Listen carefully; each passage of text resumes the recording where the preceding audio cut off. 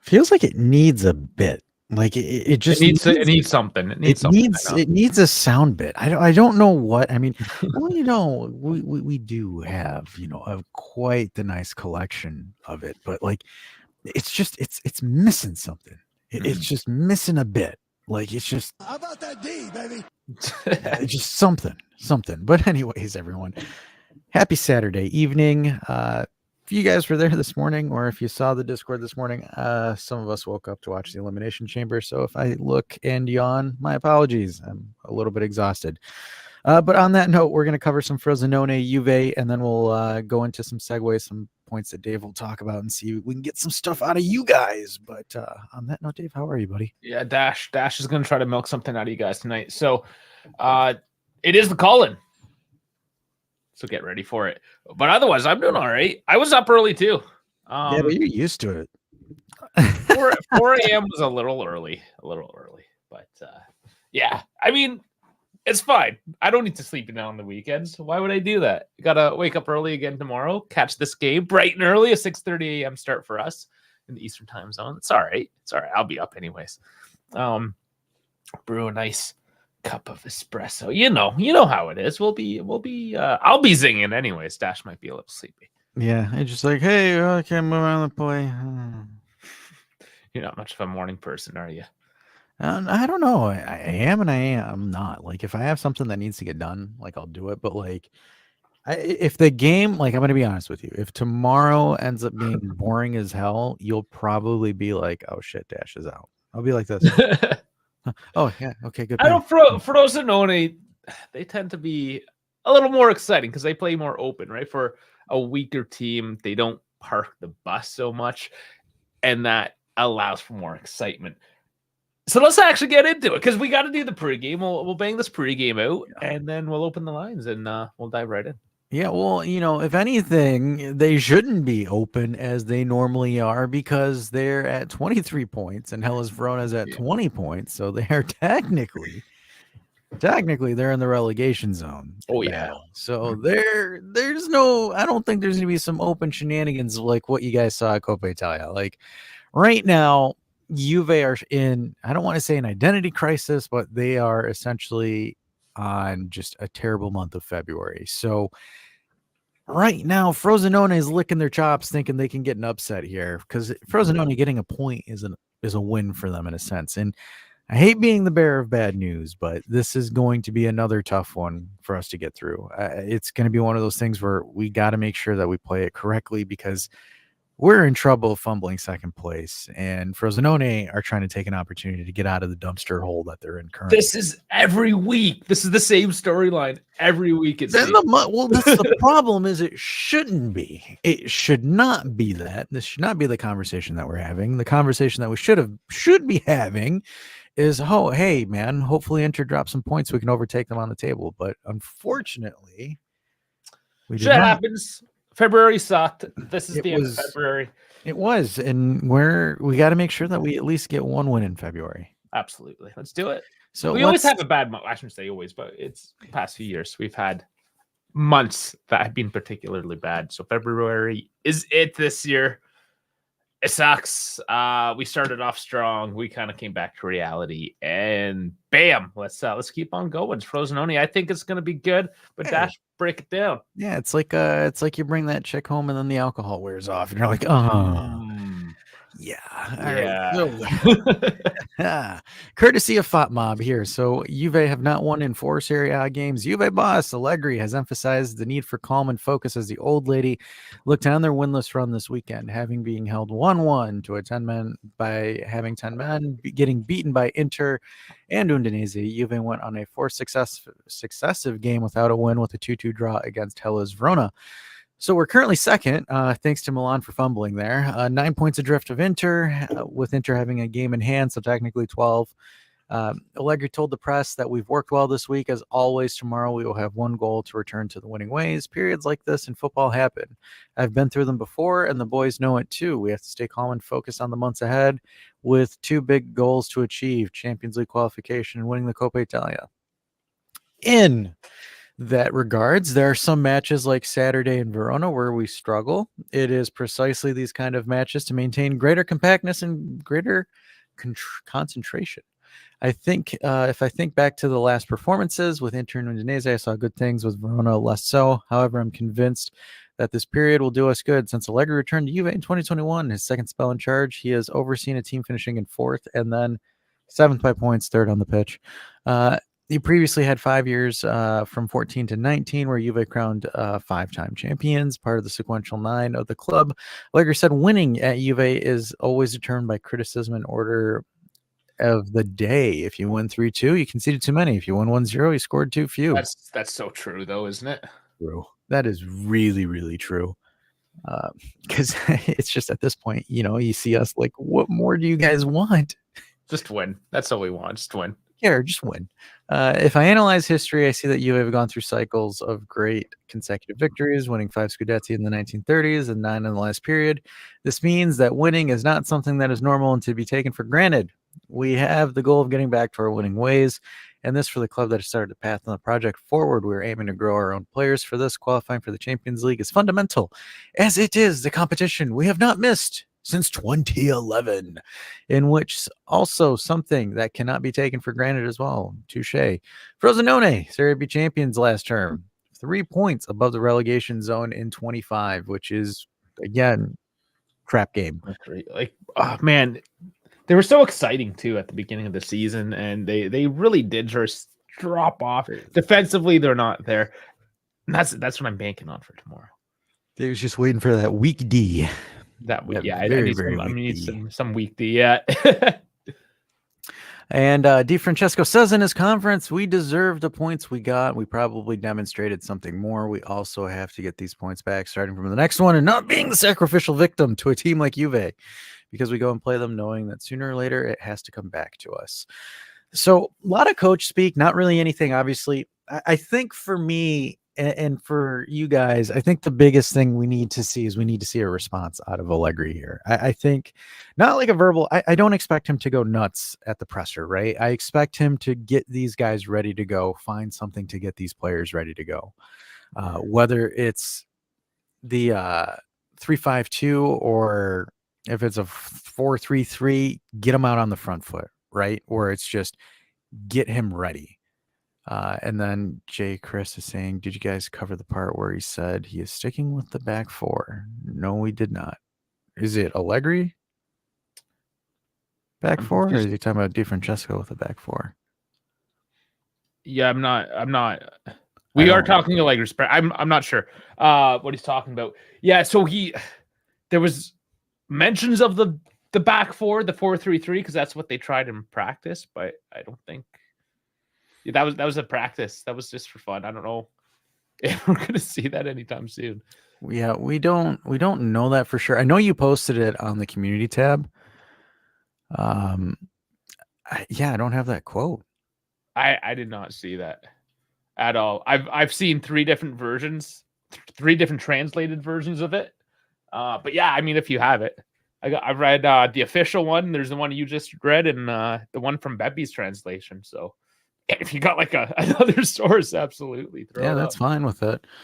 Because you pulled it up on the community thing, Dave, where he had those 2 4-3-3s. I think obviously the one was a dummy formation in a sense, right? Where it wasn't. Well, that was the practice team versus the real team. Yeah, it was the practice team versus the real team. And then I think if we look at the actual real team one, move over here. I got to go back to Beppy's translation. No, it's fine. So that one was way up Bremer, Rugani, Kostic, and then your midfield of Locatelli, Moretti, Charlie, Cambiaso, Vlahovic, and Chiesa. Oh, yeah. I must have just glossed over that. Okay, so it was a good week. We worked well. In football, there are difficult periods, and it happens. On Sunday, we have the goal of getting back to winning against a complicated team that creates a lot.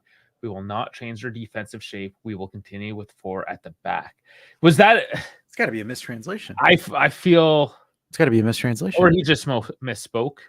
Yeah. Or he's just like playing with that, and we got him back for tomorrow. I don't think that's true. I don't know, because I've seen stints of it in matches, but I haven't seen a full blown lineup where we've done that.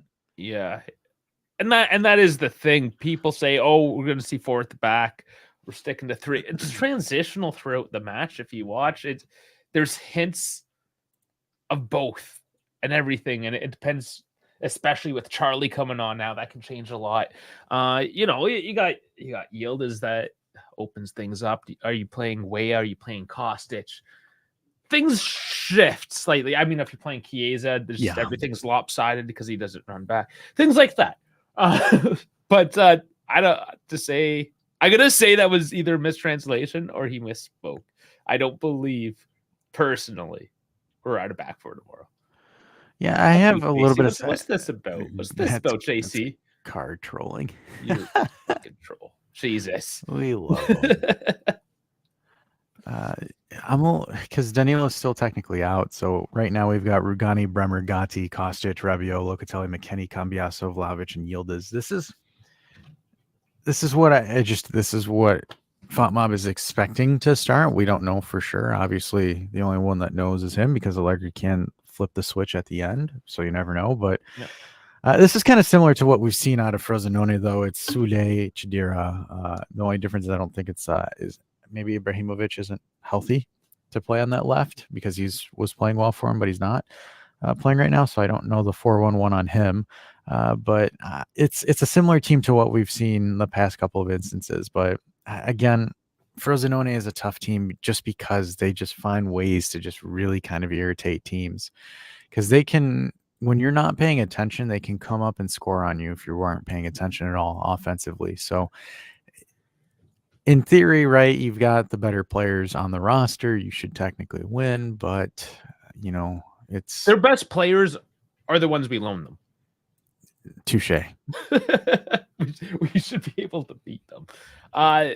Juve Chris saying, I just don't understand why he doesn't just try something new. What do we have to lose? I'm going to say lose the match, lose the top 4. These guys are so fresh, a lot of them, that they're having a hard enough time, it seems, grasping the formation that we have. And just a mid-season switch to a completely different formation that doesn't necessarily fit all of our personnel. I feel like the 3-5-2 is forced. We're forced into that because we have guys like Kostic, for instance, right? Just there's so many moving parts that saying just going a 4-3-3, it doesn't necessarily translate in terms of like, do you have enough squad depth to run all those positions? Or the guys that you have now even work well in those positions? Can the youngsters handle that right now, especially as things are going bad? Yes, there's an argument to say just it's going bad, switch it up. But there's also the argument like, okay, hunker down, like clear your head, go back to your basics, do what you know how to do, and let's go. So, of course, I'm trying to get into the head of Allegri here. I don't have the answer. I'm just trying to maybe shed some light as to why he has stuck to that 3-5-2. And I mean, when you look at it from this sense, right, when Juve try to attack, it's always going to be overlapping runs that form that triangles essentially here. So they're trying to prevent gaps of space where if I were to swap this out, so like, for example, they have this where Loca is able to conduct as the auxiliary center back, depending on where the ball goes, because Loca will switch. Bremer is always going to be here. Gatti will drive out wide, but Loca always holds these areas. And I think that's one of the reasons why they do the 3-5-2, because Loca is in theory the auxiliary center back that covers this kind of pocket of space here. So most of your play is being built through Loca, and I think he doesn't want to give, because if there's a turnover, something like that, so I'll switch it to a 4-3-3. And one of the reasons why I think, and just bear with me when I use Gatti, I'm not saying that Gatti is your best center back here, but when you switch this over to a 4-3-3, the biggest issue that people have, or from a tactical standpoint, is I'll move you out, Kostic. You'll get benched for that because you're not a 4-3-3 guy. Put that there. Throw Yildiz here. Slap Chiesa, and then I'll move Sandro for Cambiaso. So one of the biggest concerning factors is like, okay, great. We're playing in the 4-3-3, but however, you need certain players to track back. Chiesa is a healthy scratch from tracking back. Unfortunately, Yildiz defensively isn't the greatest. So that's 2 players down. So if you're getting so if someone's countering you on the left side, you've got this pocket of space that forces Rabiot to cover, and then you have this gap here. So if I'm a team that's trying to expose that space, I'm trying to put Locatelli in an unfortunate position here instead of Loca, because what Loca does well and what people appreciate Loca for, Loca can hold this zone right here quite well. This box is where Loca thrives on tactically. So if I'm another team and if we're playing a 4-3-3 and for example, I burn Chiesa, so Chiesa turns the ball over. So I have all of this space to do stuff. Cambiaso needs to be careful because if he journeys too forward, it leaves Bremer in a very bad. So you never, especially your best center back, your best center back needs to be here at all times. This zone here. If you have your center back out here, that's just dangerous in the middle. It's no bueno. So when you're playing a 4-3-3, and one of the concerns with the 4-3-3 is if Chiesa or Yildiz gets burned, it pulls the midfielder out wide and it forces this guy up, which opens. So when I get rid of the lines and I show you how they would look in theory if someone attacks the left side, because the left side is where we're very tactically weak. So when someone's attacking the left and it forces Cambiaso and Rabiot to help each other while Chiesa's in no man's land, you open up this big gap of space right here. So that forces Locatelli to cover, and then it forces Bremer out wide, which for most good teams or teams that burn you, their playmakers are in this center of the field. If you overload this area, you're essentially in really, really big trouble when it comes to another team. So that's one of the reasons why I think Allegri's not too keen on the 4-3-3, because we just don't have the coverage for it. And also you don't have the best transition. Like, for example, yes, Rabiot does what Rabiot does, but is Rabiot good in transitioning play fast? He's not. It's the same thing for McKennie. McKennie's not the best at transitioning play. Your only short passing specialist is Locatelli by himself. Could we actually talk about the fact that some of these guys aren't really in their best position? Like Weah right now, I would actually rather have McKennie at a right back, but McKennie is the midfielder, right? Like Weah's a right winger, you know? We don't really have any other midfielders besides, unless Charlie somehow is able to. So like, and this is what we get into. Like, this is part of the problem with going to 4-3-3. Like, we can try to make a starting 11, and then what? And even the starting 11 isn't perfect. No, it's not, and that's one of the issues with it, where it's like, do you move Weah and you bench Yildiz, and then you have the issue of, like, for example, so let's do this, right? Let's play a little fantasy ball. You could do that. And yes, it is getting into fantasy ball because we've never tested this at all. Yeah, there's not enough data sets on this, and we haven't even seen this kind of lineup in actual training, right? Where it's like, for example, you throw McKennie here, you throw Charlie there, and you throw Weah there. Is that possible? In theory, on paper, it should be possible. It should be preferred. You've got two pacey wingers, and you have Dusan in the middle. The question is, can Dusan correctly facilitate balls to these guys? Because when you're running it like this, when you're running this 4-3-3 and it's an inverted triangle 4-3-3, it's not an offensive, but it's a defensive 4-3-3, similar to what Thiago Motta runs. Motta looks towards this 9 to facilitate and to open space for their wingers.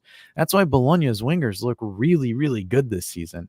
Like, for example, Orsolini, if anyone remembers who that is, he was a Juve Academy player that, was cast off aside. Essentially, they threw him to the pack, and he came back leading it with Bologna. So there's a couple of things where you have to look at it, right? Where it's like player capabilities and also transitional play. Because to run this, you need no more than 3 passes. It takes no more than 3 passes to break down a defense if executed properly.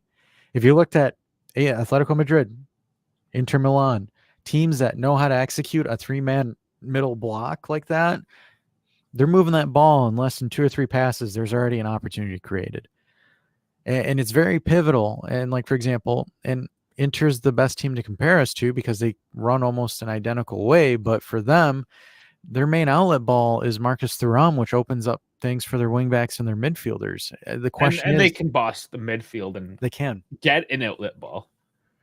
So it just opens the question here. Like, for example, Chiesa has not been inverting in and taking shots across the left. Chiesa's more so driving across the line and forcing crosses over than what Chiesa normally does. Because that begs the question, right? Where it's like, why not throw Chiesa on the right and throw someone else on the opposite direction so Chiesa can do what Chiesa likes to do? Because Chiesa just likes, for one thing, Chiesa likes to take the ball and run. So if that's the situation, Chiesa can run and then on his stronger foot, send the ball into the middle. You think that's because of his ACL? He doesn't like to cut. He just goes more forward now. But here's the issue. When he's cutting in from the left, because it was his left ACL that he injured, he's cutting in on his right foot to go this way. So that doesn't make sense to me, right? You're cutting in on the opposite leg. So it's not because you're pulling on the right leg when you're cutting in that direction. I don't think Allegri wants Chiesa to do that. I think Chiesa, there's something not quite right with him mentally. I think like his mental game is not locked in, and he's hogging the space. He's going down the wings. If you go back to the 3-5-2, that left wing back, they're always like jammed up and they're taking each other's space. And Chiesa needs to be cutting in instead of bombing down. Like that's what Kostic does, is bomb down and cross. Chiesa needs to get the fuck in the box. If Chiesa wants to do what, like, for example, a Kostic is doing, Chiesa needs to move over to the right side of the pitch. Mm-hmm. Yes, and that's another option. Right? Because it's like, for example, if I have Cambiasso or Kostic here, that is essentially playing the role of go down to the touchline and send it in the middle. If you're doing the same exact thing, it's redundant. There's that's what's happening. And that's what the issue currently is. Whereas, like, for example, right now we're not really getting that action on this side. So maybe, and this depends again, right? Like maybe you do something like this where you have Chiesa go on the right and you tell Dusan to watch the middle, even if we're playing a 3-5-2. But I think right now one of the biggest issues that you have, and Chiesa can go and run to the touchline and do whatever he wants because he has McKennie that's behind him that's going to cover the space at all times. And maybe a Charlie in this situation bombing forward into that space. Exactly. So you can do that. I think the biggest thing, and this is one of the biggest fallacies that people still think, is apparently everyone still thinks Chiesa is this elite left winger, where it's like, no, I think Chiesa does his best work on the right side of the field. I'm not really sure, like, for example, and that's something you can throw on Allegri. I don't know why Allegri isn't orchestrating Chiesa to operate more on the right. However, the issue is he didn't, Mancini wasn't doing it. Like, I don't know. Because here's the issue, right? Like, for example, the main issue with it is Chiesa and Allegri, as far as ideologies and the way that they operate, they're very, very polar opposites. Allegri is kind of more so a do your thing. I'm not going to tell you how to attack. Just do your thing. That's really kind of his philosophy in general when it comes to it. It's the same as Carlo Ancelotti, right? Carlo Ancelotti is like, hey, offensively, do your thing. It's just one of those old school Italian ways that they do that, right?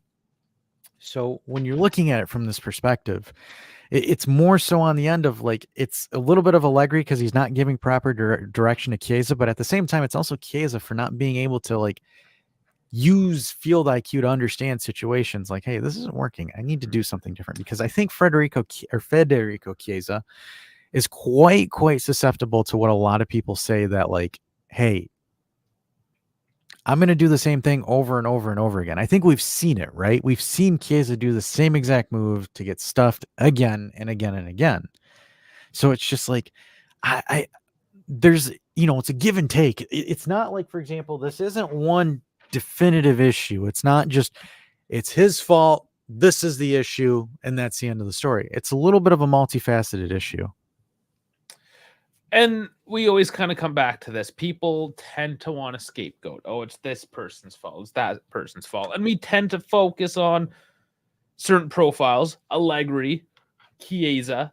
I mean, we just spent how long on the two of them? Those are some of our biggest scapegoats right now. But at the end of the day, it's the whole team, right? We can't just blame Allegri or this guy or that guy or anyone.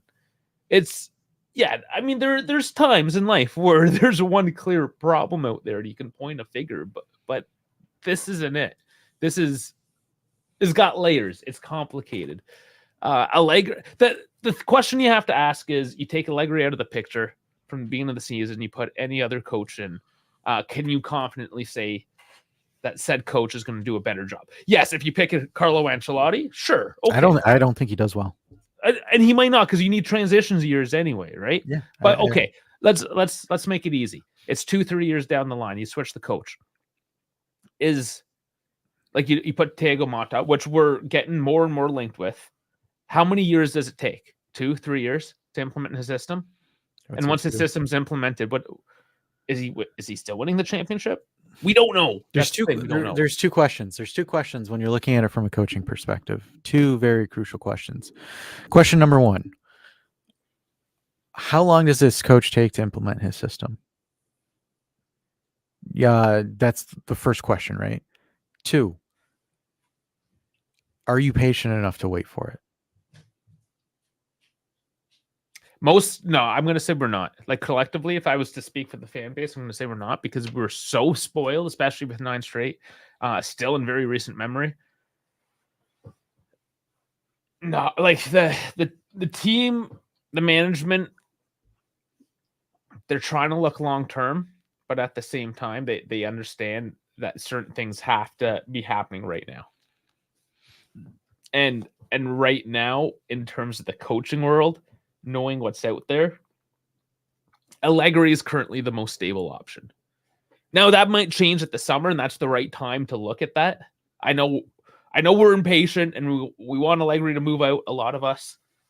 But at the end of the day, nothing's happening until June. So, I mean, I repeat this every week too. It seems like I think it's been over a year at this point. Yes, let's focus one game at a time. Worrying about the coach doing this, or even Chiesa, seeing as it's hard enough to get 2 healthy strikers going at the same time on this team, 3 at best, right? Like, this is who we have. This is what we got. We can break it down. We can look at where the issues are. We can speculate on how they can be fixed. But this is what we got. It's a few more months. It is, like, for example, it's a bargain bin roster. In theory, it is a bargain bin roster, because it's like, for example, you have, and as a professional, right? It's kind of embarrassing if you're a center back and you say I can only play in a back 3 and not a back 4, right? When you're an elite center back, and this isn't me taking a dig at him, right? It's not taking a dig at Bremer. But it's one of those things where it's kind of frustrating, right? Because, like, for example, if you're tactically lining up in a back 3 because of an individual, that's not a good sign.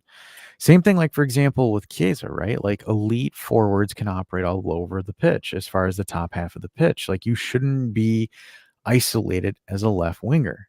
Like, you shouldn't. And I understand there's droughts and things like that, right? But, like, it's just, it's one of the drawbacks of when you're operating, a young roster. You don't know what you're really going to get, because, like, for example, with a young team, you'll have moments where, they're the best squad in Europe. And then on the negative side, you'll have a team that can't even win in a game, like in 4 straight matches, can't find a way to win. That's what the unfortunate is. Yes, like, for example, our short passing game is atrocious. It's been atrocious for the last 3 years. That's the one thing that hasn't improved at all. Even with, like, for example, and I'm sorry guys, but even with Fajoli, like, it wasn't something. It wasn't special, though. It wasn't anything special. It wasn't anything crazy. Like, really, the one times that you had like quick transition or quick flow of play was when Paul was here. That was really it. He's not here. He's not here, but it's more than likely he's not here. Sometime in March, who knows? So when you're a team that's slow in transition, that essentially gives the other team the blueprint on how to lock you down defensively. Because, like, for example, if I'm a team and I know, okay, these guys take 5 to 6 passes to get into our zone, that makes it easier for me to sit back and cover. Versus, like, for example, if I need only 2 passes to slice through your defense, then I'm a little bit more conservative in how I approach, and I'm a little bit like, okay, I need to press here or do this and do that. it's a totally different way to approach the game. Where it's like, for example, you watch the game against Hellas Verona, you watch the game against Udinese as well. When we were prolonging possession, those rosters were looking at us like it was a cakewalk. You want to know the one time that Hellas Verona struggled to really contain us? Was when we scored that second goal. Did you see how fast that was? We do that once in a while. You know what you do once in a while, as in like Talk too much. Talk too much. I know we got to open the rule is at half an hour. We got to open the lines. Okay. And then he gets a shut your phone off. It wasn't even me. It was... Jeez. Anyways, guys, so the lines are open. It is Saturday night. I mean, let it out. Let it out. You guys have a lot of opinions, so we want to hear them. We'll continue on with whatever news we have until you guys show up. It's, man, quiet again tonight. People are sleeping, man. Yeah. I don't know what to say about you guys, but you know what we forgot too? Since we're on this interlude things, guy, I need you all to please like and subscribe. Hit the likes for sure. Get the algorithm going. Pump this guy out there, because man, we got to spread the love. This always happens, right? When Juve are doing bad, people get quiet. We get in our shell. We got to bust out of the shell, just like the team. They got to get out there. They got to get moving, get the energy going. Let's break out of our shell, because it's no fun being sad and cranky. I mean, just give it a few minutes here, and I'm sure it'll be talking about some G's again. And where are my Balkans? We need more Balkans here tonight. Where are your people, Dash? I don't know. I think they're all sleeping. I'm telling you. Oh man. All right. In terms of the pregame, is there anything else we need to cover? Did we miss anything? No, I don't think so. Like, there's not really much there because, like, for example, there's not too much statements or any kind of rulings. Like, for example, what formation? There isn't really too many rumors or anything crazy going on right now. So it's just looking at what's on the news and what's just there. I think the one thing is you need to be quick on transition, take advantage of the openings that Frosinone have, but also it's not going to be an easy game for Frosinone to come in there and just essentially, do damage per se. Like, Frosinone are fighting to survive at this point because they are in danger of getting relegated. Yeah. Everyone is. All right. There is a starting lineup. I'm trying to get the X version of it, just so I don't have to read it out all boring like. Of course, come on. It's usually like right there. Give me a quick sec. I got it. You don't need. You can join on your cell phone, folks. Like, you don't need to have a. Oh no, you don't need anything fancy. Nothing fancy. It's just like old school radio show. So yeah, here we go. Keeps Tech Pensolia Dafara. So apparently he's still injured for sometime in March, I believe. It's labeled as. Midfielders: Loca, Kostic, McKennie, Marretti, Way, Arabio, Alcaraz, Nicky C, and Nange. Defenders: we got Bremer, Gatti, Sandro, Lugani, Cambiaso, and Jallo. Still don't know when we're going to see Jallo. And forwards: Keza, Vlahovic, Milik, Yildiz, Illing Jr. So decent lineup. Still no Keane as well. Still no DeShilio. Apparently he's going to be a little bit longer. Strain. Yeah, he had a calf strain. But like, I think that's the question I have. Where the hell is Moise Keane? Like, where is he? Silence. Nobody knows. He's gone. Where'd he go? He disappeared.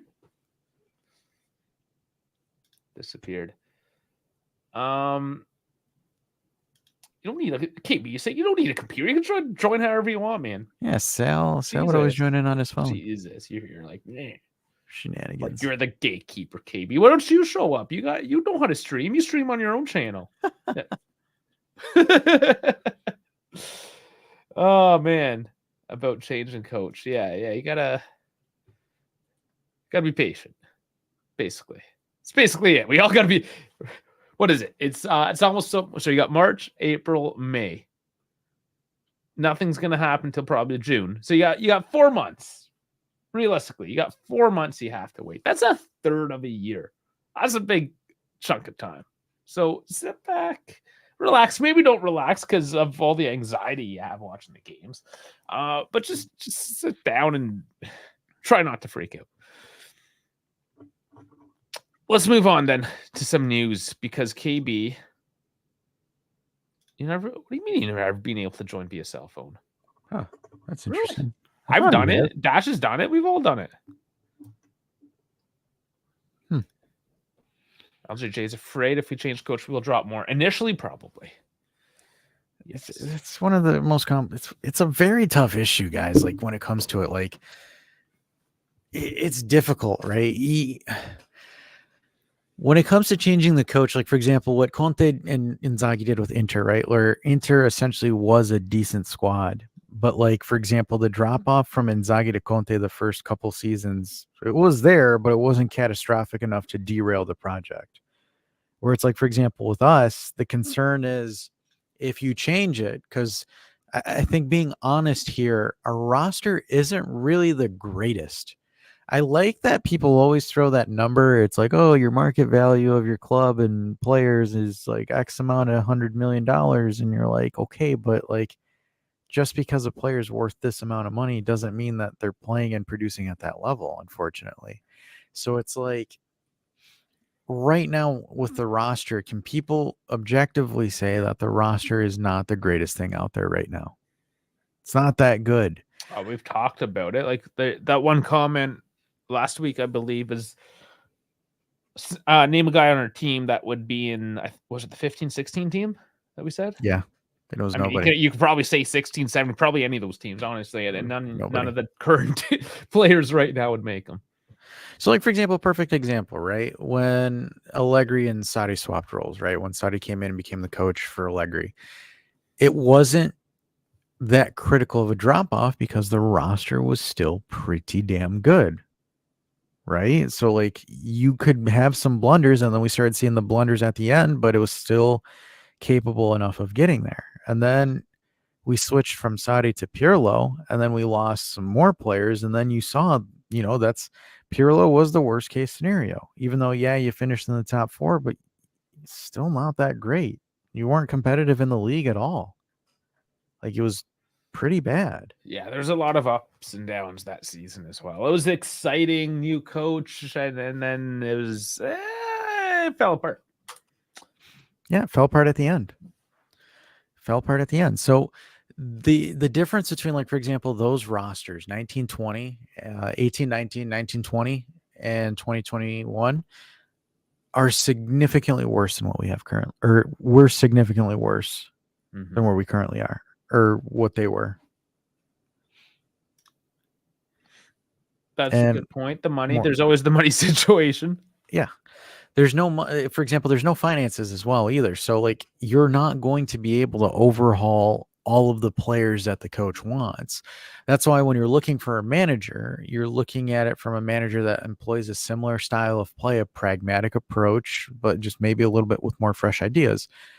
Hate doing a drawback to them, but if we look at Inter Milan, right? Conte to Inzaghi, both use a 3-5-2.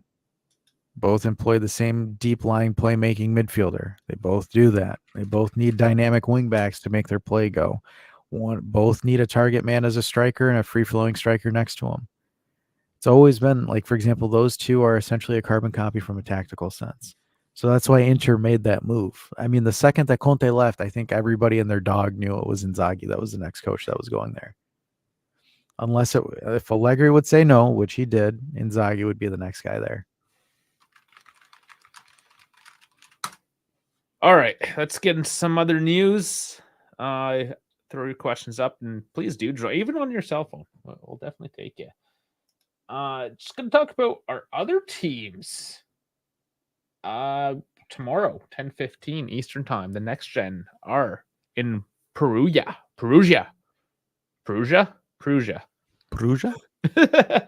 I said it wrong at least 3 times before. I think I said it right. So yeah, they're doing a little bit better these days. Not as horrible. We do have nice. All right. Hey, what's going on, Chris? Hey, what's going on? Good. How about you, man? Can't complain. How you guys been? No, just living the dream. Nice. Yeah, I decided to join. I've been trying to join. I've been meaning to join, but I was like, you know what, little nervous, but That's all good, dude. Don't Oh worry about it. yeah. I mean, the first time you're always a little bit nervous. Get used to it. yeah, you know what, I actually a couple years back during the pandemic, I had a little bit of a Juve channel. I tried to start it off. It never really took off. I was still working, so didn't have much time to really do it, and um, the nerves never really settled. I mean, it was never live. I never did it live, right? So Mhm. it was never things like that. It was things I can like practice and all that stuff. So getting in here is new territory for me. No, I Oh got you. well, yeah. no, Welcome, it's, man. Welcome. Thank you. Don't freak out too much. I mean, it's just a couple dudes We in a just basement. we That's what have a say, we right? have a lot of that's what she said and dick jokes. Just disclaimer. It's all good. It's all good, man. It's all good. Yeah, I also just wanted to just say, like, I'm not an Allegri hater because I know a lot of my comments No, come yeah, off that's like fine. that. Yeah, no, But that's fine. yeah, I'm just perturbed with what's exactly going on, and I kind of feel like it starts from that. Like, I understand he, 3 years ago took on a team that, let's be honest, they're not the typical. When you think Juventus, I still don't think you're gonna think Rabiot. You're not gonna think McKennie. Like, these are players that mid-table teams maybe get. Okay, maybe not Rabiot, but like McKennie could never crack the lineup back in the 90s, the 2000s, like even the late 2015s to 2020 era, you know what I mean? But um, there's things that even as a coach you should be able to instill in a team to mimic how you come off in the words you say and in how you lead by example and all that kind of stuff. So it's just what's going on right now. I kind of feel like it does tie a lot to Allegri. He's not the only reason this is happening, but I do think it does start from him. And like even when I made the comment before about like how you're talking about Chiesa, he usually likes to kind of cut in on it on the left and cut in on his right, so to speak. So I think to myself, well, what's stopping him from really doing that? Yeah, it could be the injury, but it also, I feel like, could be the tactics that Allegri is making him play, right? He's probably telling him, no, listen, go to left, because no matter what, Allegri's always been the type of coach that loves using four-man mids, likes using a lot of width on the field, never really penetrates the middle. Maybe he did it back in the 2015 to 2017 era because of the players he had, and those were Allegri type players. But that's why I'm very surprised that Agnelli went back to Allegri, because Allegri's not the type of coach to build. He's the type of coach that once they're there, he takes them to the next. Like I would honestly not be surprised if Allegri left Juventus and went to go coach Italy. Like I kind of, for some reason in my gut, I kind of feel like if there's a coach out there for Italy to kind of smarten up, it's actually Allegri, not Spalletti. I don't think any other coach really is right for the job. I would think Allegri is, because now at that point, Allegri can take the Allegri type players and bring on. He doesn't have to worry about money, finances, how much are they going to pay, right? Any of that stuff. So I would think that Allegri behind the bench of Italy would be a lot better than a team in Juve's state. And I'm not saying I know who the coach should be for Juventus at this point in time, but I just don't think Allegri is that type. And then he's had 3 years to kind of instill Allegri mentality in there. And here we are again. Yeah, I mean, everybody was pro Allegri a month ago, and now half of the fan base is divided. But it's like that 1 month was a one-off. I think what's going on now was bound to happen this year because nothing's changed from the last 2 years. It's a really fair point, right? And I don't see any issues with it. There's like, for example, for me, there's two things, right? I can't get over the fact that I think there's a couple of issues with it, right? Like, for example, I think February showed me that there was poor preparation. Like, for example, a lot of these matches, just not proper preparation, which I do hold Allegri accountable for that. There is accountability on Allegri's side where it's just like, look, like, you need to figure out a way to figure something out here, because like, for example, there are certain movements and there are certain things that players are doing and it's just like, okay, it's not working. Like, for example, I don't like, for my biggest criticism is why are we not moving Chiesa somewhere else besides the left? Yeah. Right? Because, like, for example, Chiesa's breakout, when Chiesa shocked the world in a sense, he was playing as a right midfielder in a 4-4-2 with Pirlo, right? That's where he really started taking off, and then eventually overtaking Berardi in the Euros for that right winger position.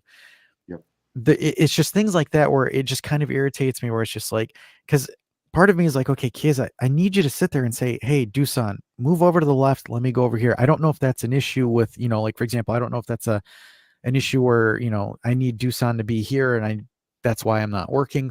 But it's just one of those things where there's a couple of tweaks where I'm like, I need to see some adjustments, or I need to see something a little bit more different be put into play.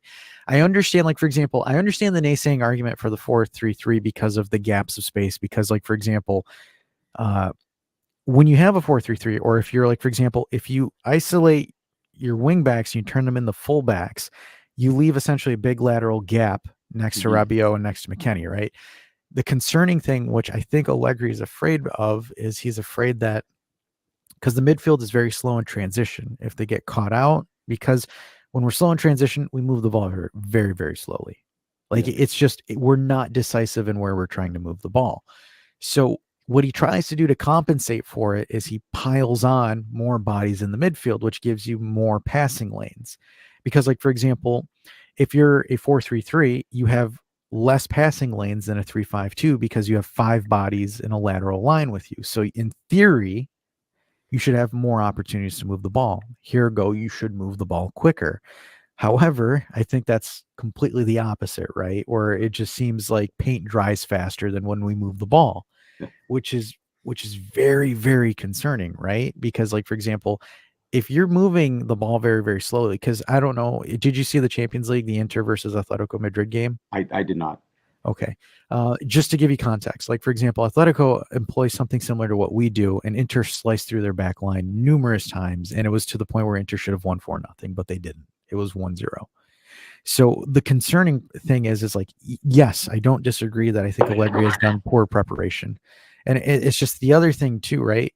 It is a lot of these players, I think maybe because there's a little bit of a generational gap, but then you can take that argument and you can say Carlo Ancelotti took a young Madrid team and essentially revitalized Vinicius Jr., right? Because, like, how many times were people saying Vinicius Jr. was a flop? By the time Ancelotti got there, a lot of people were dogging him. When Zidane was there, Benzema was saying, hey, let's not pass him the ball at all because this guy's a ball hog.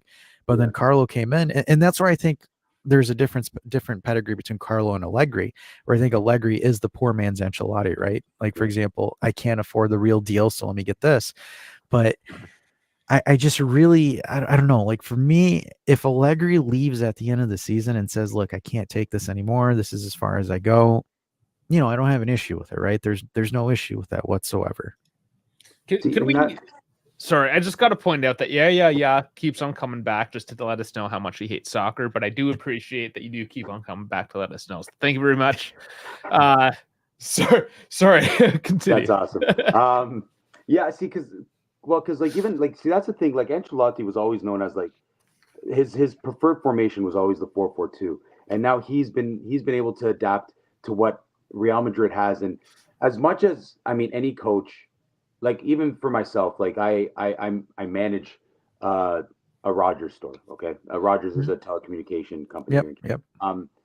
And I'm not saying it's anywhere close to coaching. I'm not, but you tend to have to kind of, like, adapt to the team you have and, like, make certain adjustments that you need to make. So that's why I'm really surprised that, like, so, like, you bring up the Chiesa point, which is awesome. You bring up, like, the Vinny Jr. point, because I was a part of the he sucks bandwagon kind of thing. And now I'm eating my words. My fiance is a huge Real Madrid fan, and she throws that in my face every chance she gets. And I'm just wondering why, like, Allegri just can't say, and this goes back when I made that comment, like, what do we have to lose? And you're like, yeah, the game. And I totally agree with that. But it's like, are we really at that point where we're so scared of losing to Frosinone that we can't risk something just to kind of put it out there? Like, why not try Chiesa on the right? Because look how he was under Pirlo. Look how he was at the Euros.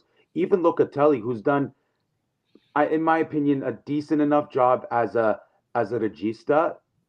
I don't think he's the Regista type. Like, we're not looking at Pirlo here, but look at the way he was as a box-to-box midfielder in the Euros, right? So it's like, why can't we try him at that? Why can't we put Rabiot on the left side of that midfield and maybe try someone? I think you can try someone else as a Regista, and you're still going to get close to the same results as having Locatelli as a Regista. I know probably maybe Pogba, someone else was supposed to be there that obviously probably backfired for Allegri, but it's like, why can't you adapt to the players you have? Like, even now he's talking about Alcaraz starting. Now, I'm going to be fully honest here. Did not know who the heck Alcaraz was until We didn't either. Okay. We didn't either. So I'm putting that out there. So I'm looking at Transfer Market, and I see literally his positions are right down the middle. He did center defensive mid, center attacking mid, and striker. But yeah, he's now thinking about, who does he play? Kostic or Alcaraz. So now, does that mean he's going to put Alcaraz on the left side if Kostic is not playing? I had that same thought, and I think tomorrow we might see.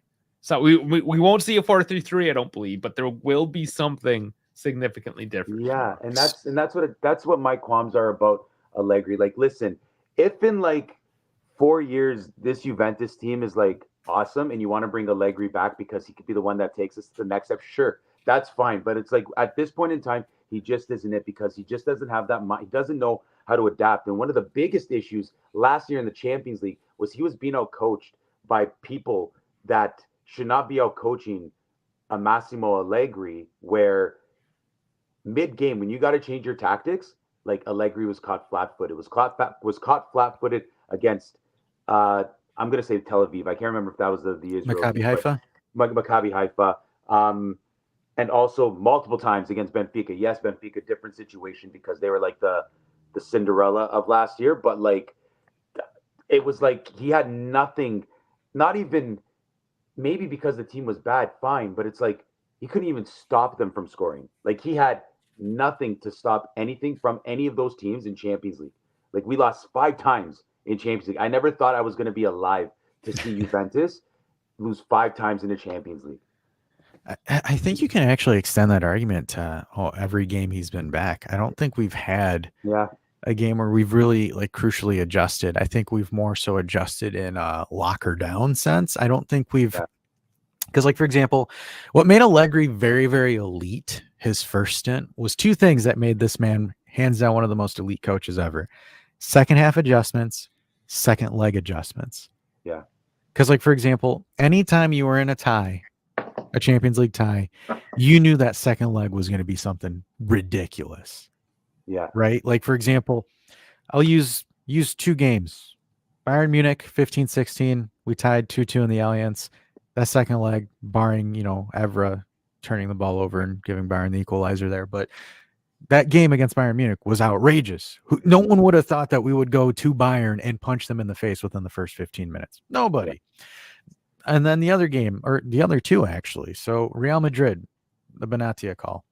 Nobody expected us to go into the Bernabeu and do what we did. No, we dominated that game. That game, we should have won that game.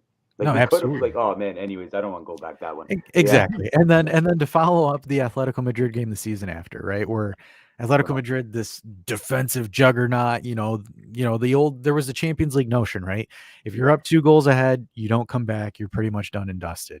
Yeah. He adjusted it, went at Diego Simeone, and that was the game that Bernardeschi looked like Lionel Messi.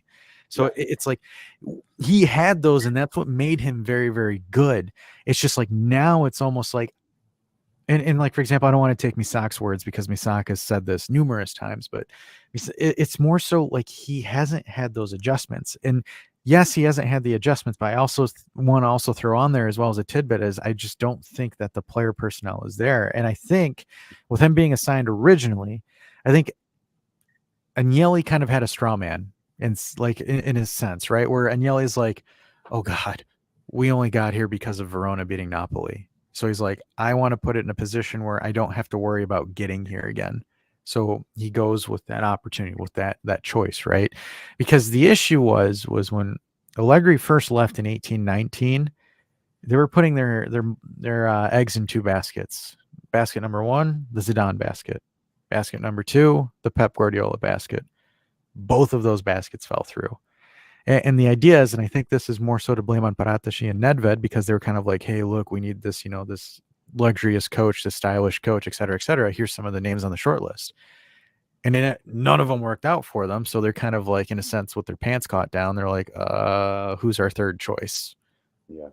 And then they went with Sadi. And then, in which I personally thought this was stupid that you took Sadi off for Pirlo. I think you should have given him another season. But unfortunately, what they were saying was the locker room didn't respect him. So, if the locker room doesn't respect your coach, you don't have a locker room.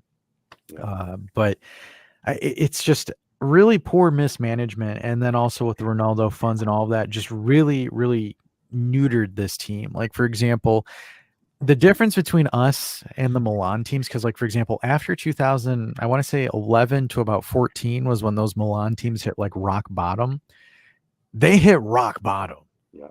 Like, their worst case, like, for example, the worst case scenario is what we could have been had we didn't have certain things. Like, for example, with us, unfortunately, with last year being knocked out of Europe by irregularities, for the past 3 seasons that Allegri's been at the helm, which this is where I give him credit for, right?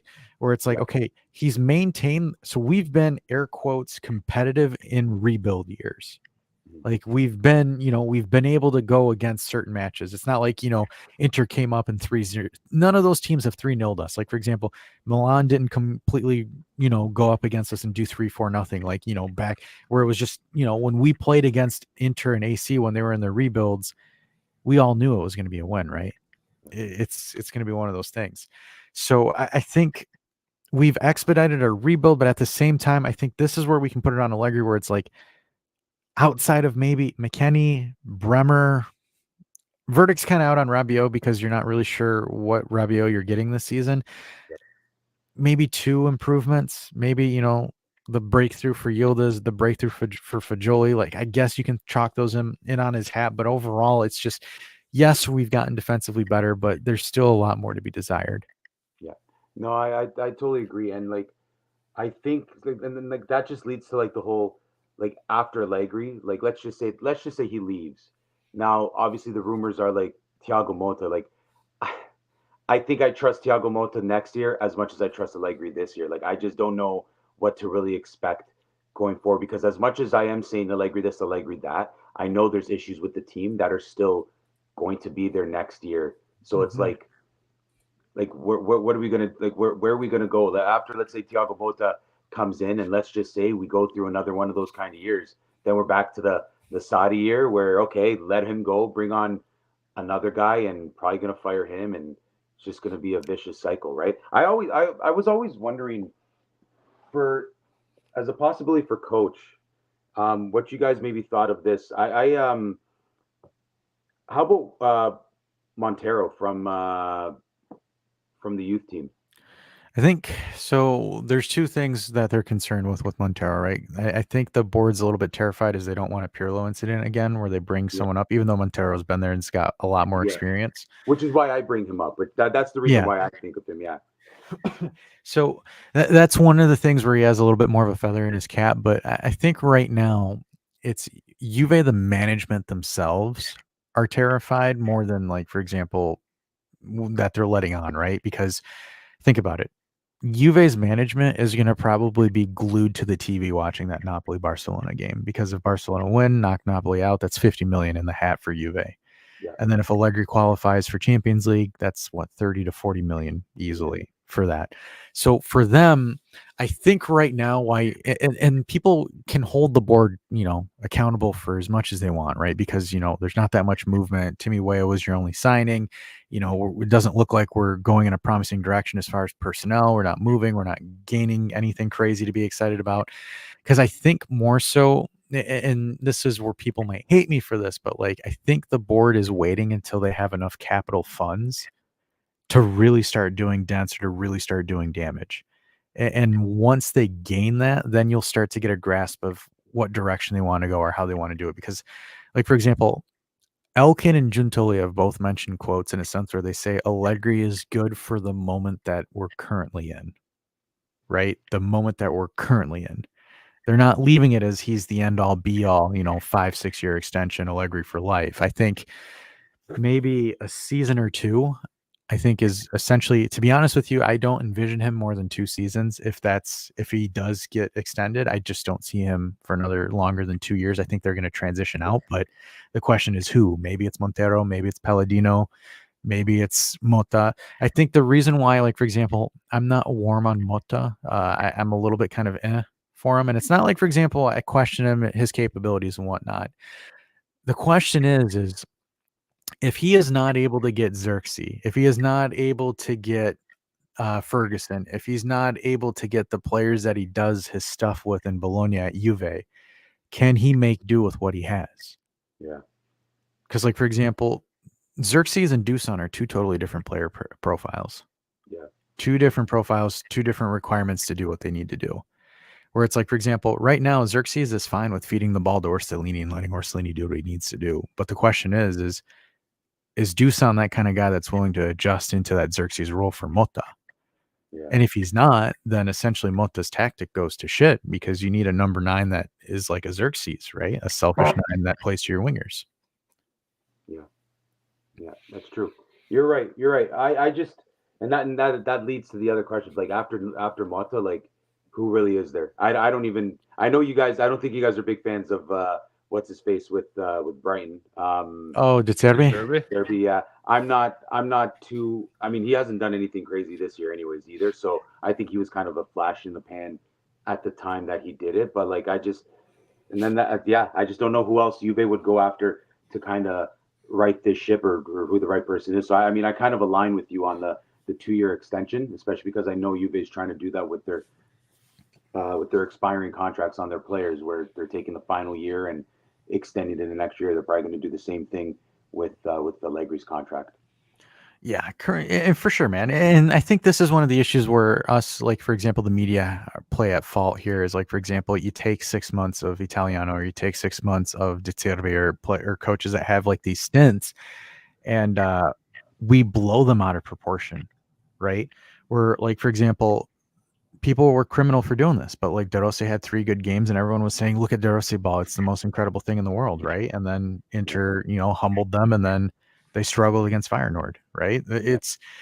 I think people need to let these coaches breathe and develop, because then you start putting all these pressures on these coaches, and then it's just like, they essentially bury them after they don't do well. Because, like, for example, let's go back to Carlo Ancelotti. When Carlo Ancelotti came to Juve, he was young. He was a young, new coach, and he didn't do well. What other sport puts this much pressure on the coach? Like the coach specifically. Like, I know all the sports put pressure on the coach, but like it seems like European football is just like so much focus on this one dude. Because the only other thing I can think of that puts that much pressure is the Toronto Maple Leafs. Like, not sport, but just after soccer, football would be Toronto Maple Leafs. Are you from Toronto? I'm from just outside Toronto. Yeah, okay. I'm not a Toronto Maple Leafs fan, but I'm just outside Toronto. Though. Okay, I'm from outside Toronto originally too. Yeah. So I ask. Yeah. Yeah, they. I mean, back in the day, Mike Babcock. I'm a Red Wing fan, so when Mike Babcock was good with the Red Wings. I mean, he didn't really have to do much with the Red Wings because the Red Wings were already stacked with a lot of players, so you don't have to really coach. You just have to stand behind the bench. But as soon as he went to the Leafs, it was. They didn't win the Stanley Cup in the first year. That was the worst thing there, and then it just downfall from there. He was also the wrong profile, because that's when like the new generation was coming up, and the softer generation, if you will, like Babcock's a douchebag. Let's be honest. Yeah. Yes. So. Yeah. Oh yeah. Where were you originally from? If you're from outside Toronto, where are you from? Richmond Hill. Oh, okay. Yeah. I'm opposite side. I'm from Oakville. Okay. Yeah. Right on. Yeah. But. Yeah, no, I think soccer definitely has the highest pressure when it comes to coaching. Like, there's like even Walter Mazzarri. Like, I mean, I feel bad for the guy. Like, the guy took over a crumbling Napoli, and then 6 games later is out of a job. Like, I mean, don't get me wrong. I'm happy Napoli is struggling. I can't stand them, but I still feel bad. I'm still a human. I still have feelings for people. But yeah. But soccer is definitely the hardest when it comes to coaches. I think so. Like Cheryl's saying, NBA blame coaches. Like, they all do. Like, all the sports are hard, but it's just, this is next level, I feel. Yeah. You know what I do find hockey does, though, more than soccer, and especially more than Allegri, is the accountability. I find hockey coaches are like, you know what? It starts for me. I didn't prep the team properly. Blah blah blah. Allegri or like soccer coaches, they immediately throw it where it's like the boys got to be better. They gotta do that. And it's like, okay, so Yeah. it's just like it skips over. You know what I mean? But that's I think that's a hockey thing in general. It's like, oh, sorry, boys, that's my bad. Don't. Yeah. I got you next time. Don't worry, bud. Yeah. You know, Yeah. so it's not kind of like that hoser mentality. Yeah, it would be nice to hear Allegri take some accountability on things. I think my disdain towards Allegri right now would probably be a little less if he actually said, you know what, guys, like we're trying things different in tactics. It's my fault. I didn't especially like against Inter Milan, like how you have the same, like he literally replicated the same style in both games, and it's like same results. And after the second game, I would have been like, you know what, my bad, I screwed up, my bad. You know what, I know next time not to prep the team that way, right? But no, he's just straight on to the players. True enough. Telling you, arrogant old Europeans. That's the answer. Arrogant old Europeans, stubborn Europeans. Yeah. There is something to say about that, anyways. Oh yeah, there is. So KB, sorry, just as Chris came on, KB was mentioning the Super League, so I figured we should tackle that. Yes, we are still one of the 3 founding members. We have a 10% ownership in the Super League. Didn't we drop out though? That's why I was surprised when I read that we were 10%. I thought Juve was out of it. That was a part of the whole deal of being let go of any more further disciplinary acts from UEFA for last year. That was before the court said that it was anti-competitive. Oh, okay. Yeah, there's a nuance there. So essentially they said, fingers crossed, they're like this. Yeah, we're totally out. We're not playing in this whatsoever. Yeah. They played that one up. I'll be honest with you. I'm one of the few when it comes to liking the Super League. I understand the basis behind it. The only thing that I don't like is how it does attack the domestic leagues, because I think, like, I'm a traditionalist. I still love getting up. Like tomorrow, game's on at 6:30. I'm so excited because it's 6:30 in the morning that I'm waking up to watch the game. I think that's awesome, Nice. right? Like have my espresso in my hand and watch the game. I like that stuff. I like watching, Sassuolo versus Empoli. I like that stuff. You know what I mean? So that's the only thing I don't like about the Super League is it's going to destroy the domestic traditions. Mm-hmm. But I get the basis behind it. I understand why they want to do it. And I mean, if Juventus is in it, I kind of got to support it, right? So that's my thoughts on it. Yeah, in that sense, I think generally speaking, your average football fan, your average just sports fan wants what's best for the product. And that typically means empowering the teams. We see what happens when you have, I mean, it's obvious, UEFA, FIFA, these big governing bodies. We see here in Canada, Canada hockey, look at the women's debacle. And I'm on the soccer side as well. Like we just have these, they're not old white Europeans, there's just old white Canadians in this case, but they ruined the league. We just want what's best for the teams, which is what's best for the league. Which gives us the best product. However that's done, I don't think we really care which label is attached to that at the end of the day. Like, there's going to be people that wave one flag or the other. You're always going to have that. People go on their camps, but you give it a couple of years, everyone forgets what happens. As long as the product is good, at the end of the day, that's all that matters. Yeah. And that's how I feel. I mean, as long as us being a team that kind of benefits from it is gonna be big too, right? Like as long as I just don't want it to become something where it becomes more of a show than actually a sport. You know what I mean? Where it's like something that's situated where we end up getting Mbappe because he can't fit under this other team, so we automatically get him because it's just better for the product for us. You know what I mean? Like then it's just like the truth of it just dwindles. So I just hope it doesn't ruin the sport, but I'm okay if it. That's an interesting discussion in itself. So you can use the Super Bowl as a really good example with that, right? You have the halftime show. Personally, because I'm a sporting fan, not like a general arts and entertainment fan, I hate that halftime show. I think it's dumb. It's overblown. Just give me the sport. But then you have those people that have the joke is like, yeah, it was a great performance there last night. Too bad it got interrupted by a bunch of dudes throwing a ball around.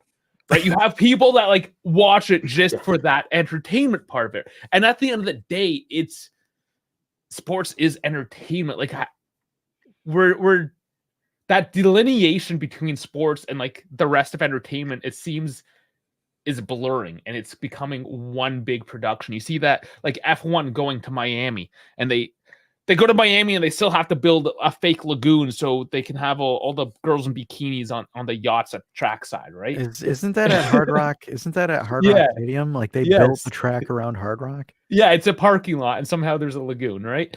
And then this year they go to Las Vegas and the same thing. It's this big hoopla. It's the whole entertainment of it. Yeah. So you can't stop it. Like we can sit here and yell, just like old man out on a rocking chair, just yelling at the kids on the street. But I mean, it's happening one way or another. Hey, as long as the Super League final or whatever they want to brand that final, as long as it doesn't come with Taylor Swift, I'm okay. You say that now, and then plot twist, she ends up dating Holland or Mbappe or something crazy. Yeah, my not to throw my fiance under the bus or whatever, but she became the biggest Travis Kelce fan over the last couple of years because she's a big Swiftie. So I'm like, you don't even watch the sport. I'm like, you just care about the glimpses of Taylor Swift after a catch. Like, I'll say if you're a Kansas City fan, that's like the best thing ever because now your fiance will let you watch Kansas City games endless. And they love that, right? Like my wife, we were streaming. We were doing one of these shows. I go up and my wife's watching the Beckham documentary. I'm like, I'm here doing like actual footy stuff, and you're just watching Beckham without me. Like, she doesn't care. She's like, but she doesn't watch sports. She doesn't sit down and watch sports. I have to do it alone. She will not sit down ever. Like, so for me to come down and stream and do it, I'm by myself one way or another, right? Like I'm not missing out. But she'll sit there. She's watched Full Swing. She's watched Breakpoint. She's watched all of them, but she doesn't watch the actual sport. Yeah. So again, the lines are blurring. It's getting to the point where, okay, I love to watch the game itself. My wife wants to watch Posh Spice do whatever the fuck she does. Cool. And then we can maybe sit down on a Sunday and watch a game at one time. And I'm there yelling at the TV and she's talking about the nail polish that she fucking used in episode 2. I don't know. Fuck. But it gets people together. It's not going to change anytime soon. I mean, like, for example, with the Super Bowl doing 251 million viewers, like that's Champions League final numbers. Like that's how well that did. Mm-hmm. So I think now it's like you look at American sports and they're all like sitting there and they're like, yo, can we get like a Taylor Swift? Can we get Nice Spice? Can we get a Blake Lively at our games now if people are going to start watching? Well, it's kind of funny that soccer, football, whatever, gets that type of viewership just for the love of the sport. But Super Bowl needs to get it because of ads. Like you've ever heard, like the whole show about it, right? Like that just shows you the magnitude of what soccer is. And I mean, I hope it never goes down the road of having these, Super Bowl type like things that go with it. But I mean, maybe as someone that does love the sport of soccer that wants it even bigger, especially on this side of the world, maybe it is something that is needed. And I know Super League ultimately probably wants to do something like that because, I mean, look at the World Cup, the Club World Cup. It's here and it's on this side, right? So maybe it's along the lines of what they're trying to get to, and it's just going to make the sport even bigger, right? Well, we have to think, you mentioned it because us here in Canada, it wasn't so bad in the Toronto area because you have Rye, you can get the Italian feeds, but like I've moved around the country. It gets to the point where like you don't get Rye if you're in like Edmonton, for instance, right? So it wasn't until DAZN or Fubo, whoever started to come out and that became a thing. When I was really able to get into it is when like the podcasts start to come out, when the YouTube channels start to come out, because there's more people that are watching it as it becomes more popular. Then it allows more platforms to open up, guys like us, because people are going to be watching us now because people are interested. It allows everyone to grow. And it, like right now, us as Canadians, we don't think about it. Hockey's it's number one. Yeah. But in Finland, I mean, it's number one there, but it still really has to grow and catch on. Because I mean, there's still soccer there, right? And they can't compete. So they would do really well from like Steve Dangle. I don't know if you know him. He's one of the Leafs guys. Yeah, big YouTuber, right? They can now get that content and absorb and bring that to their country. Yeah. This is going across the world, and it's funny because we sit here and complain, and we're all on the internet complaining, and it's what's allowing us to get this content in the first place. For sure. It's funny. Vincenzo, another probably, I'm going to say traditionalist as well, because he's an old man like the rest of us. I think, though, like, for example, what makes footy a lot more difficult for it to turn into like what the NFL is because there's no stoppages in the game. Mm-hmm. The moment the sport will die is when FIFA finds a way to incorporate stoppages in the game for ad revenue. Yeah, well, the EPL already does it. And even North America, they'll have the side ad thing. They don't stop the game, thankfully, but they make the big ad and then the game small in the corner. Just really, it sucks. I hate that. Just like, for example, if I know TLN does that. Yeah, they're bad for it. Yeah. Like if they were to start commercializing like cooling breaks or cool down breaks as like a commercial stoppage, then you'll start getting into that really, really bad domain. But I think we're lucky because the sport itself just has one stoppage, which is halftime, and that's it. And I'm okay with that. Like, I'm okay with getting up, stretching, getting a drink, whatever. It's cool. It's not bad. The players need it too. The problem is the ad companies are pissed because they're like, well, people aren't in seats when we're playing our stuff. I wonder what they're going to do with this blue card. If they're going to like start doing things where it's like, this penalty is brought to you by, like, how in hockey, it's like a power play for like I watched the Red Wings. So their power plays are Bell Tire, right? Bell Tires, I guess that's like sponsored by, right? So I wonder if they're going to start doing that for soccer. I could definitely say, like, I think again in the EPL, because when they have those commercial breaks, they'll have like a Barclays or whatever. What's the beer? They'll have something. Heineken or Pepsi. Yeah, Carlsberg. Carlsberg's the big one there. It's already kind of there. Just thankfully, with DAZN, with Fubo, Paramount Plus, however us North Americans are watching, that's not there yet. It's not in your face. But if I'm gonna watch TSN, the sports network here in Canada, say the Euros, the World Cup, it's going to be riddled with ads and commentators that can't pronounce any of the names. David says this injury break is presented to you by Doc Morris. It was just like, I remember it was the Euros, and she was like, De Bruyne. It's like, it's not De Bruyne. Like, just like you're a professional. You're allegedly a professional. This is the biggest midfielder in the world. Learn his name.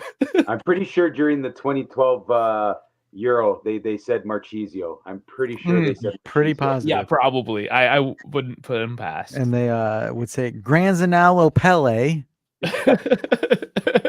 Eder. Oh, I mean, we could probably go on. Bonucci. Yeah, Cellini. Cellini. Yeah. Oh yeah, I do not want to see a rage shot. That happens in hockey.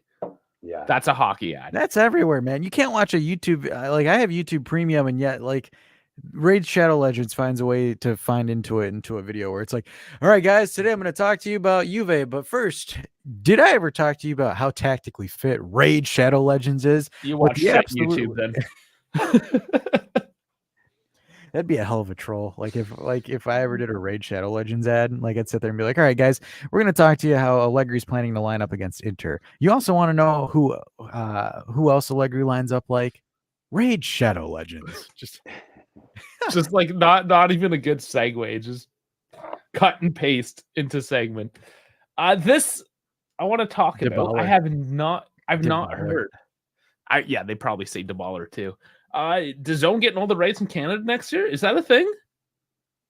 Have you heard anything, Chris? I haven't. I know obviously City is on Fubo still. I haven't heard about next year though, and I find it kind of weird if Fubo gives that up because I know Fubo is getting bigger. Like every year, they're adding more content to like Yeah. their app. So I don't see how they would get rid of Serie A or let it go. But that'd be something. That'd be interesting. If the contract's up, when was this article? No, that one's old. Oh yeah, I haven't seen. If you have an article, definitely post it up. I'd like to read that. But I prefer DAZN over Fubo. I actually watched it today. Once in a while, I'll throw it on DAZN, and I put it up and it's like, oh, it's Bayern Leipzig. So I actually watched that today instead of what was it, Monza Salernitana? I was like, speaking of, didn't really want to watch that one. Speaking of Bayern, their new coach. Allegedly, Xabi Alonso has agreed to go there next season. I knew that was going to happen. I had a feeling. Yeah, I could see it. Yeah, that's wild. I'm a little bit taken back because I said it on a couple of videos ago where I said I think if Liverpool or Real Madrid are smart, they would try to lock up Xabi Alonso. But yeah, I'm actually surprised that he didn't like that. Madrid didn't go after. Is Ancelotti still going to Brazil, or was that just always a rumor? It was a rumor. I don't think it's happening. That never. Yeah, I don't think it's happening. No, because he just renewed. He just renewed with Real. That's right. So German Dave is saying that there's nothing to the Xabi Alonso yet. I could have sworn I was getting pings all over my phone. But I guess I don't think it's official. They might have one of those behind the scenes agreements, and some journalist caught on to it. I knew I shouldn't have listened to Fabrizio Romano. You know, this stuff isn't going to be locked 100% until the end of the season, or at least close to it. But the question is like, so you see, that's another interesting. The reason why I kind of wanted to bring it up because it kind of segues or kind of transitions to what we were talking to earlier, right? Where it's like Alonso had this nice spurt with great playing at Bayer Leverkusen, but is he able to do it at Bayern Munich with the expectations as high as they are? And is the roster capable to do what he wants? And that's always the question. That's the question with our next coach, right? Can he do it? Well, it's definitely not going to be Tuchel. Yeah, I'm surprised. I'm surprised Tuchel actually struggled at Bayern. I thought he was going to do a lot better than he. I didn't have the same feeling. He's too pragmatic. I feel for what Bayern was. Yeah, he's the German Allegri, as many would like to tell him. Yeah, that's very true. I guess that Champions League that he won with Chelsea was kind of a one-off. That was like shit house. I would assume so, right? It's like, for example, Roberto Di Matteo, right? Remember the Champions League he won with Chelsea, where it was just like he came in at half the season, was like, all right, let's hunker down and shoot the ball towards Drogba and say, fuck it, if it works, it works. Yeah, that was the Chelsea tactic for that second half of the season. And then like he didn't even survive. It's kind of funny because there's a parallel between Tuchel and Di Matteo. Because they both came in halfway through the season, both won a Champions League, and then both of them got sacked the following season. Yeah, that's true. Like it's kind of ironic. German Dave says the thing is expectations in Liverpool are higher than at Bayern because he's got to fight that city, and Klopp's footsteps are all over that city, not only football wise. It's true. He did bring them out of mediocrity to relevancy. Yeah, and it did take him a few years. That we've used that example before with Liverpool, how it wasn't like, oh, he shows up and they're champions. It took a bit. He had to build it. I think that's the concerning issue of being a manager at this point, right? Like it's just we've gotten to the point where everyone wants quick results or quick fixes. It's just, I don't know, you're not giving these coaches enough time to breathe. Because like, for example, you look at Gasperini. Gasperini had his stint at Inter, got fired within 8 games, and now he's been at Atalanta. Like it's like, for example, he's been there for years. So yeah, he has, right? But like no one's for each other. But here's the thing, right? Like no one's considering to pull him into a larger team. Yes, I'm sure there's like behind the scenes, like he's a pain in the ass. He's an asshole. Yeah. He's an asshole. But like you think about it, right? Where it's just like it's almost like coaches. What was the one? I forgot the one coach. It's the guy with the Christmas tree formation that Milan took, Giampaolo. They took him, replaced him with Pioli. So they took him because he was this visionary at Sampdoria. They were playing beautiful football, blah, blah, blah. And then just couldn't get it off with Milan. And then he disappeared. No one knows where he is now. And they were a banter club hard those years too. Like everyone, I was making fun. I was like, these guys are man, like, what do they do? And they were joking. And then, of course, Pioli comes in and is like, well, shit. Perfect. Would you guys take Pioli at Juve if he leaves Milan at the end of the year? We never even explored that. That's an I've never, question. to be honest with you, I've never pondered that idea. And it's not because like I'm saying that Pioli's terrible or anything like that. It's just for me, it's almost, what are we like, for example, it's almost like a like for like kind of a swap in a sense. I think though Pioli knows how to actually communicate and rationalize with younger players. I think that might be something, because like, for example, you look at that Milan team when he first came in, they were kids. Yeah, that was one of his strengths for sure. And he's grown with them. I think that's a lot of what has to do with the Milan squad is they've all grown together. Because I think Pioli has the experience with, being at mid-table clubs where he's worked with younger kids, where it's like, for example, Allegri, the last time he was at a mid-table club was like 2010, something like that, like almost 14 years ago. So it's just like, when you're in a sense, like think of it this way, working wise, right? You work at a restaurant, you start off as a dishwasher, and it's like you start off as a dishwasher and then you move up and you become, the chef. Even though you have the skills of the dishwasher, 14 years from now, the dishwashing game has changed. Yeah. Like the way that you respond to dishwashing is different. It's the same thing with youngsters, right? I don't think has dishwashing changed in like the past 50 years. Like, what are we talking about? Oh yes, different kind of chemicals and technique, Dave. But like for example, it's like the same thing with youngsters. Like kids in 2010, 18, 19, 20-year-olds in 2010 are different than 20-year-olds, 19, 20-year-olds in 2024. Like that's a fair assessment. Where I think Pioli has kind of hobbled between Fiorentina and like those mid-table groups where he's seen the younger crop because, like, for example, he's able to get things out of Leao. Like he's able to get things out of Pulisic. He's able to get things out of Loftus-Cheek. Like some of those players that he has on the Milan roster are technically, essentially, air quotes, rejects from other clubs. And that is a good point because, like, another. Giroud. Yeah, because I laugh again. Another time I laugh at Milan. It's like, what do they do and get Loftus-Cheek? So just go, and then he turns out to be all right. Like for example, and I think Pioli doesn't get credit for this, but he's in third place with no back line. Yeah. Like he has no back. It's Teo Hernandez and 3 duds. Because like Tomori is like their best center back, and to be honest with you, I don't really consider Tomori anything crazy, right? Where it's just like I would, and to be honest with you, because you gave me this idea, now I kind of want to ponder it. Or like, what would Pioli do with our squad? I'm actually curious now. Because, like, there's actual defenders on our roster. The only difference is, like, for example, and this is a hot take, but is Leao currently better than Chiesa? I think that's a fair assessment to make. Leao's having not the greatest little stint, but I would say overall recent form, Leao has done better.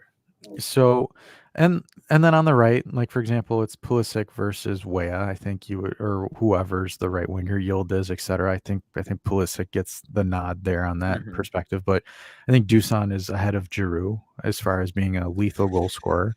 Giroud, I mean, he's fucking old, man. Like he is what he is at this point. Vlahovic really should be the up and comer in that position. Yeah, I think, like for example, David says, I think Dash will agree with me, but Arsenal did great. There were plenty of chances to fire Arteta, but they gave him time and consistency and the players that he needs for the system, and now they are where they're at. Yeah. Should they have done better against Porto? Absolutely, but Porto is a very tough team to play against. But this guy here, this David guy, he also said, I think he was the one that just said that coaches aren't given enough time to implement their system. Yeah. But like, how long do you give a coach? You have to have a plan when you hire him. For sure. So let's say you have that plan. What does that tenure look like? Do you give him 3 years? Because Arteta's been there now for what, 6? I think it was 6. I think he came in. That's a long time. No one's going to sign a coach for 6 years.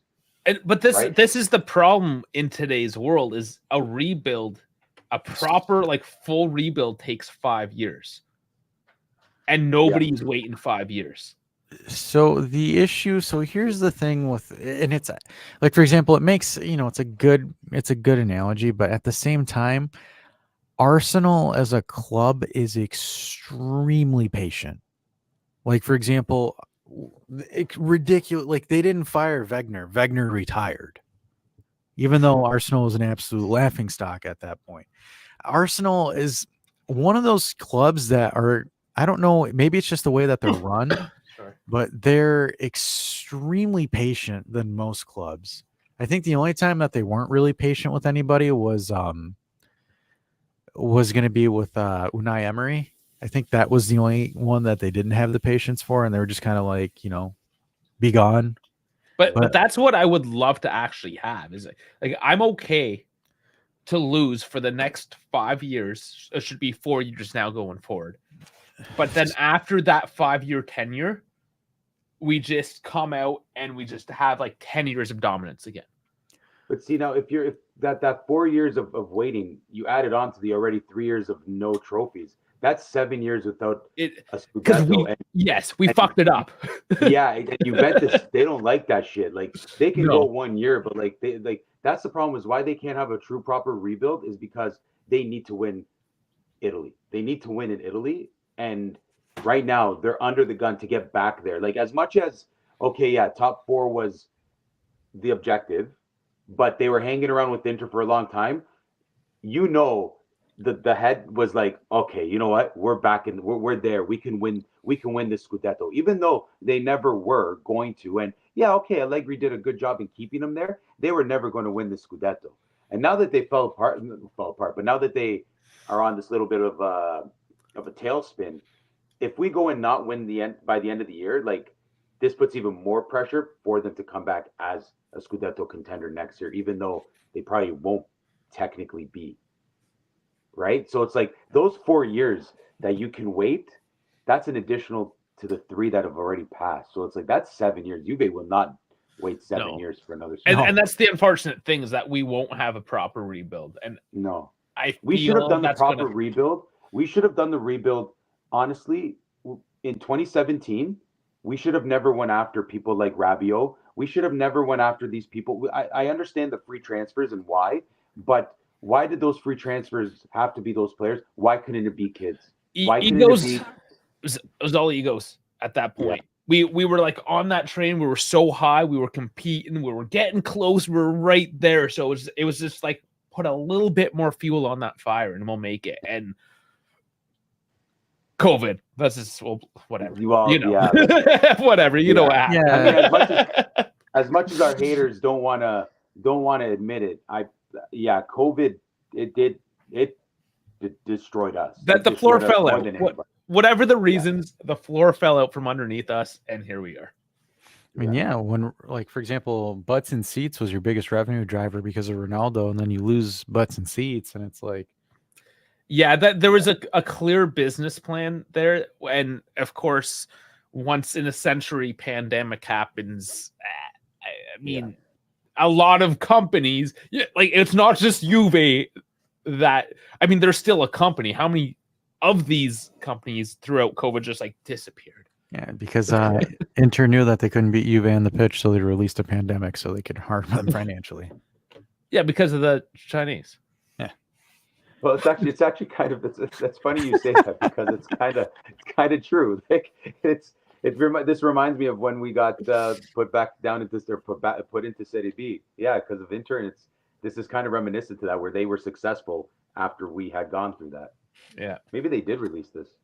No, that's what I'm saying. Who knows, man? Zhang was like, I can't beat these guys. They have a Ronaldo, and then the guy's like, doesn't matter if they have a Ronaldo. If no one can watch them play at the stadium, we'll make them capitulate from the inside. Yeah. We'll steal their best GM, their CEO. Oh, and then of course Nima's talking about building a statue of this guy. Of Beppe Marotta? Yes. I don't know why I'm still subscribed. That's actually hilarious. If Inter were to build a statue of Beppe Marotta, that's just like that would just be, that's a tone deaf move. Like, it seriously is. Especially if the rumors about him coming back to Juve, because I don't know if you heard those rumors of Alcon saying that he wants to bring him back as CEO or some shit like that. I did hear a couple rumors, but I think they are just that at the moment. Yeah, 100%. But it'd be funny. It'd be hilarious. After that statue's erected. Oh, it'd be absolutely hilarious. I'd Well, be I down mean, for it. I wouldn't even put it past it because, like, for example, Conte go in there. He's like, "Hey, Juve, let me twerk for you. Let me come back. Let me come back. Let me Morata come and back." Conte at the same time. Let's do it. That'd be hilarious. All right, Talk guys, we're gonna about have to drop traditionals. off. Okay, All well, right, thank Chris, you. We're gonna have It to was drop off. great. Honestly, this was fun. I'll do it yeah, again. I absolutely. truly enjoy this. I would have many Juventus fans to really talk about Juve with. So thank you for this opportunity Yeah. that you give. No, This is why, absolutely. this is why we do it. It was great. Thank you. No problem. Have a good one, guys. Yep, you Okay. too, brother. Anthony coming in now. I'm tempted to bet on Frosinone tomorrow, 1-2 Frosinone, or a shithouse draw incoming. Frankie didn't. I was talking to Frankie this morning. He didn't want to put any of the prop bets because he's like, I don't know. He's like, I can't. I'm not confident to say what will make sense and what won't make sense. You know what? I'm feeling good for tomorrow. 3-0. Vlahovic, Charlie. Who's my third? I thought you said I'm feeling good. 3-0. Chiesa hat trick. I thought you were gonna go with something. No. Vlahovic, Charlie. Charlie's gonna get his first. Wait, yeah. Or McKennie. No, McKennie needs his first as well. We're gonna get two first. Charlie and Mac. Is Frankie still alive? That is the question that we're asking ourselves too. Is Frankie still alive? Frankie stayed up all night to watch Elimination Chamber with German Dave, and myself. I don't think he is. I think he's dead. I think. Well, I told him after the show finished. I'm like, dude, you should just go to sleep at this point. Yeah. Because I slept and then I woke up at 5 a.m. Yeah, even a couple hours, man. You gotta. Sule and Vlahovic penalty. Okay, from JC. I'm scared that all of them lost their shit and we will sink further. Oh, come on, guys. Y'all suck. Y'all suck tonight. Am I the only one, Dash? What do you think? You never like predictions, but just give me some positivity over here. I really, to be honest with you, I really don't know. I really you do. You know, fuck you. Okay. No, I don't even care what your opinion is. Okay, fine.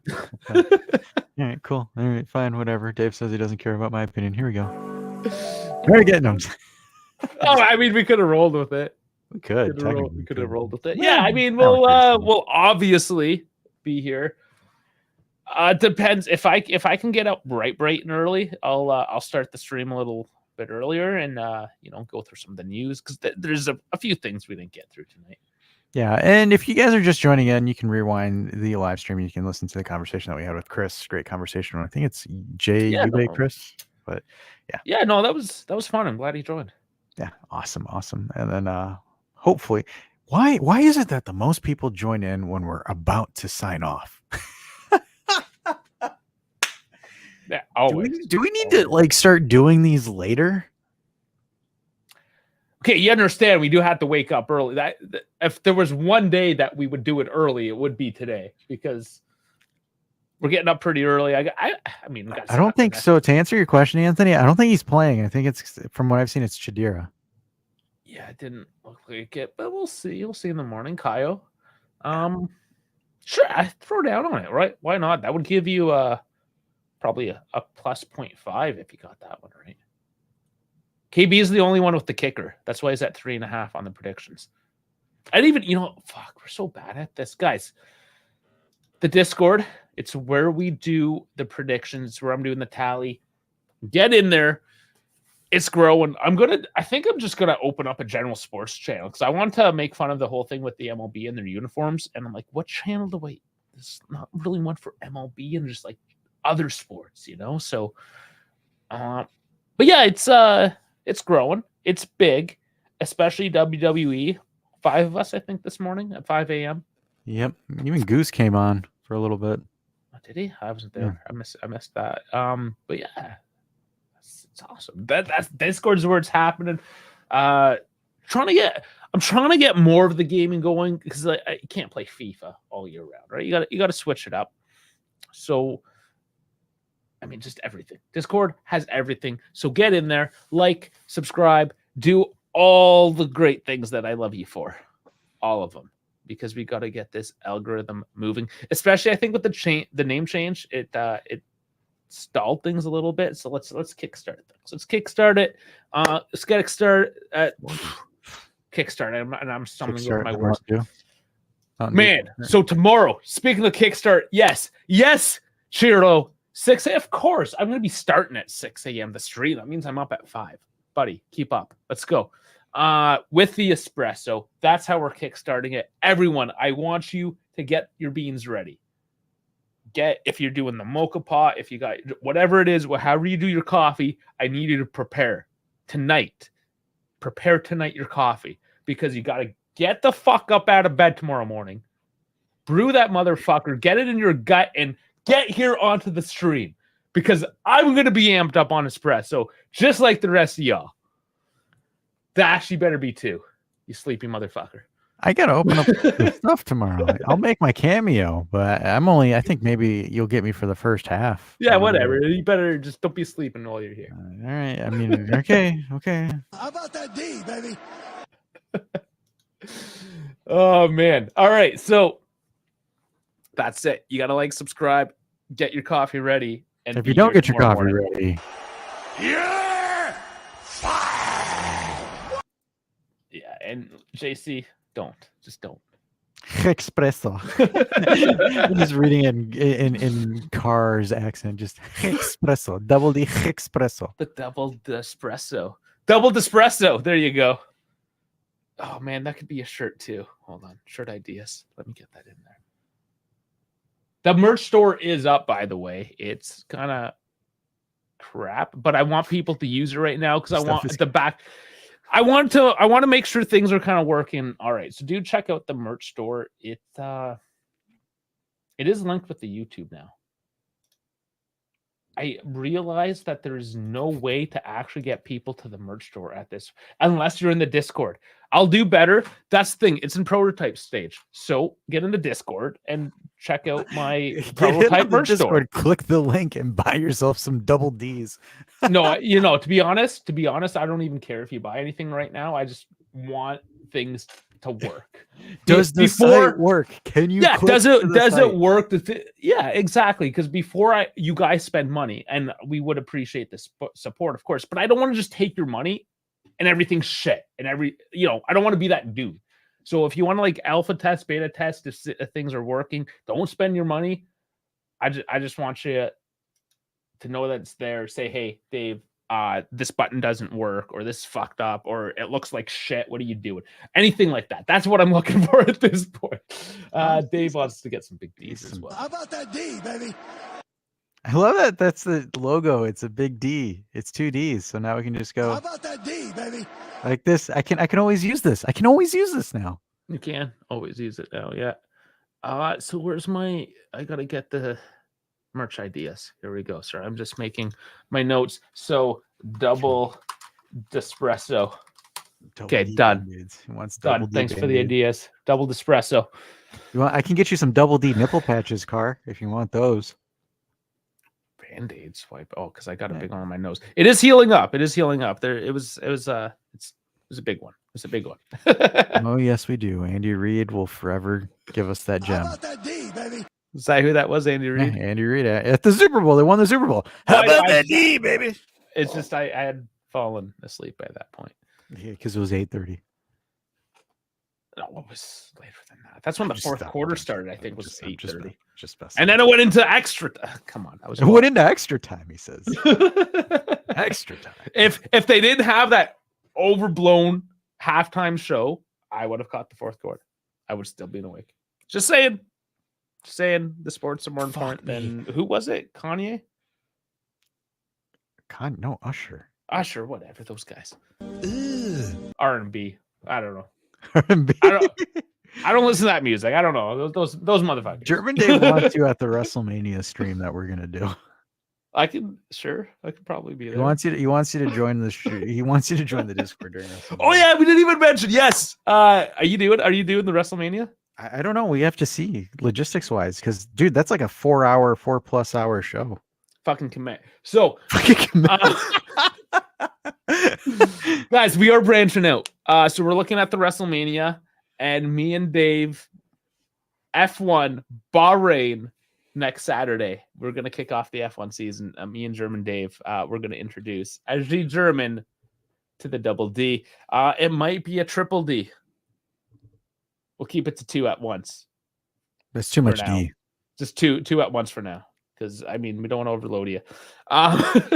Yeah, but I mean, like, I think that's something fair, right? Like, I mean, we're essentially going to be not like we're migrating out of the Juventus space, but like it's not going to be, all we talk about. Now that we're not attached to like with the logo and the branding, we're not attached. We're just gonna we're gonna have fun because it's clear that you guys do have interests outside of just Juve, and there is so much Juve centric material. I think that we can just offer you something a little bit more indifferent. So that's how we're gonna flex with you guys. Flex that D. As JC would say, 3Ds can't be good for your back, but it is for yours, Car. Wink. Oh man, Cheryl, you didn't notice? Yeah. See, this is why you got to get in the Discord. You Cheryl, got to get on because Discord. Yeah. No, we moved away. I thought because you made that comment there at the stream. Good morning, Cheryl. Yeah, Dave saying wake up. Like, where have you been? Yeah, man. Yeah, we've moved on. Things weren't working out the other way. So it's me and Dash all alone doing the D's. So much D's. Okay, I think we overdid it. Yeah, we overdid it. Let's go home. You should have hit the music. I didn't have the music I ready. should have hit the music.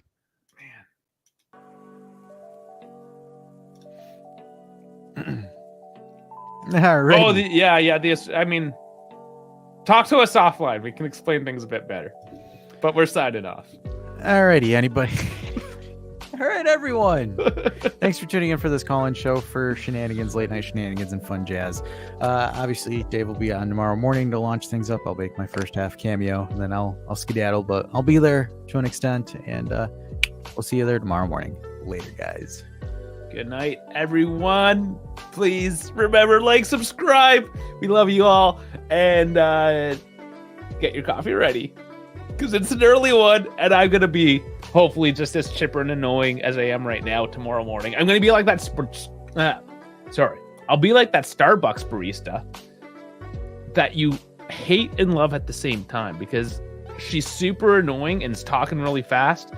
But you just want your goddamn coffee and she gives it to you. You spelled watching wrong. Car just pointed that out. Oh, I did.